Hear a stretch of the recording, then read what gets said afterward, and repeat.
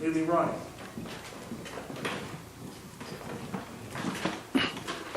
Hi everyone. I'm not trying to cause any conflict. I just kind of want to give a different perspective. I felt like, a college-aged girl should kind of come up here and try to give her perspective from things. I know I probably can't change anything. But I feel like you guys should leave, and you guys should leave with just kind of like my perspective of it. Obviously, there's different types of people. There's different types of college kids. For instance, I guess I could tell you a little bit about myself real quick.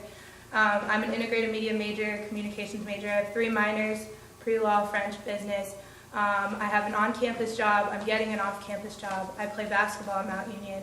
I'm also involved in a sorority that does numerous hours of community work for Alliance, and I have learned over my community work, just being involved in the community, how awesome it is. And we're involved in putting Main Street Mania on, so that's pretty cool. And we've just been really involved with working with local businesses and just learning a lot about Alliance. And just from my perspective as a college student, it kind of really hurts to just hear that the people in the community don't really appreciate us being here.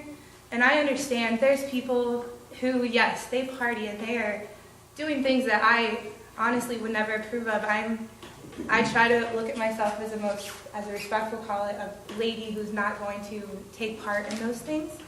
Obviously it happens. And I guess for me, I just kind of want to try to put to rest the stereotype, because the fact is, excuse me, I shouldn't be saying that's the typical college stereotype coming out of me. I apologize. I will work on that. The fact is, Mount Union students are here, and it's growing. Mount Union is growing.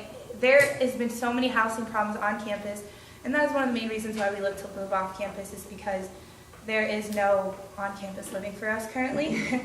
We're kind of homeless on campus. So basically what we're trying to do here, or what I'm trying to do, is just kind of just put to rest the stereotype a little bit, because I feel like we do a lot for the community. And I don't know, I guess it feels like it's going unnoticed a little bit after hearing everyone speak. And also, I understand how someone addressed the fact that future residents who might live in a house that we want to live in might not be who, even if we're respectable young adults, the people who might live in the future might not be.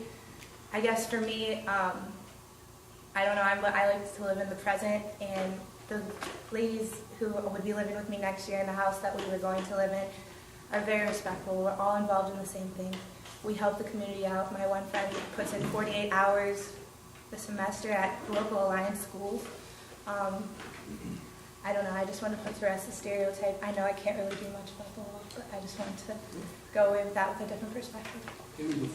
At the onset, you were supposed to give us your name and address. Where do you live?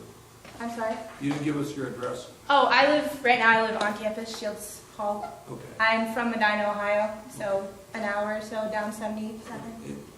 And let me commend you. You seem like a wonderful young lady. A little nervous. But let me tell you a little bit.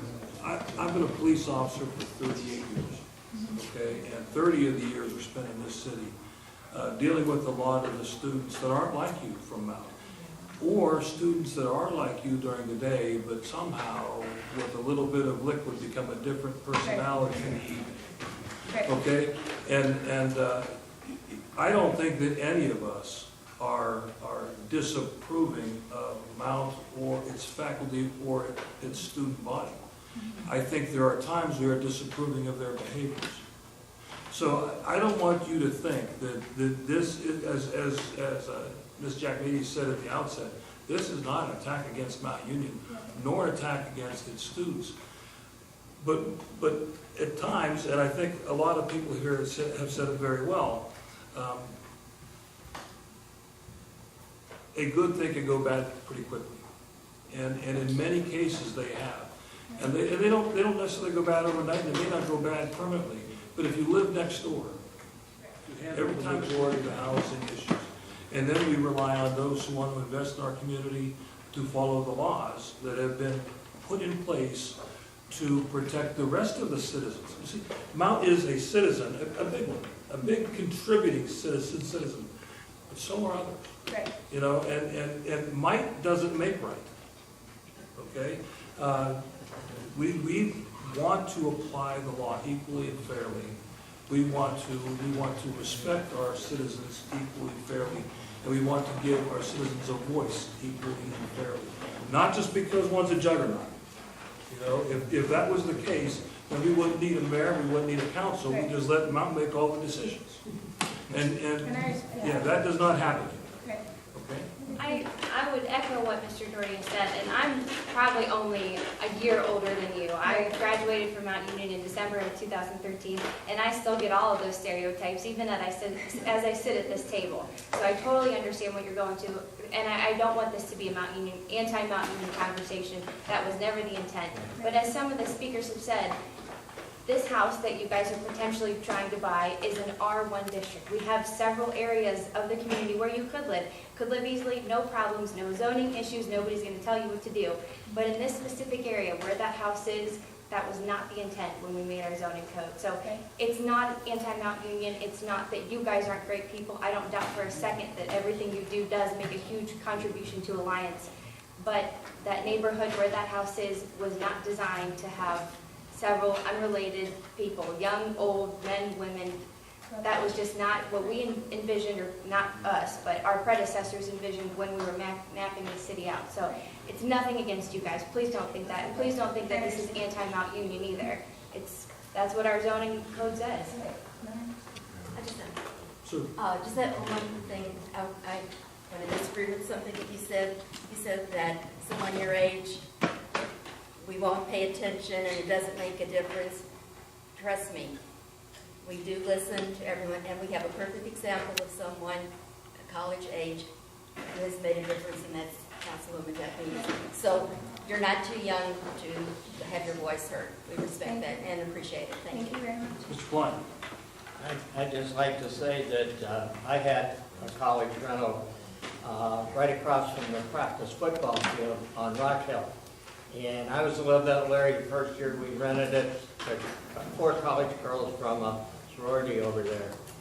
But there was an elderly couple that lived next door, and when the husband had a stroke, the girls that lived in my rental asked me if I had a lawnmower, and I said, yeah, I've got a lawnmower. And they said, well, could you leave it here because we would like to mow the lady's yard next door because her husband had a stroke and he can't do it.